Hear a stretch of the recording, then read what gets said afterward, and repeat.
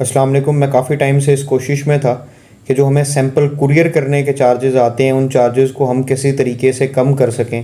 اور یہ کمی صرف اور صرف ایسا نہیں ہے کہ جو سیمپل کلیکٹ کرتے ہیں ان کے لیے ہوگی، بلکہ فینسیئرز کے لیے بھی اوبویسلی ہوگی. اور اس کے لیے مجھے ٹی سی ایس کے اندر یونیورسل اکاؤنٹس کھولنے پڑے، جس کے پیچھے کتنی ایفرٹ ہوئی یہ وہ لوگ جانتے ہیں جن لوگوں نے اس ایفرٹ میں میرا ساتھ دیا. اور اس کے ذریعے ہم لوگوں کو کم کاسٹ کے اوپر ٹی سی ایس کے ذریعے جو سیمپلز ہیں وہ بھیجنے کی آپشن دے سکتے ہیں. اب وہ ڈفرینٹ سٹیز کے حساب سے ڈفرینٹ کاسٹ کی کمی ہوگی.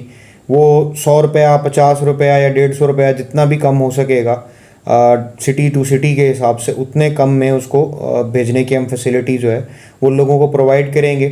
اس کے لیے ڈفرینٹ سٹیز کے اندر ڈفرینٹ ریپرزینٹیٹیوز ہوں گے. اب آلریڈی جو بھی ڈفرینٹ لیبس کے ساتھ جتنے بھی سیمپل کلیکٹرز کام کر رہے ہیں وہ بھی کانٹیکٹ کر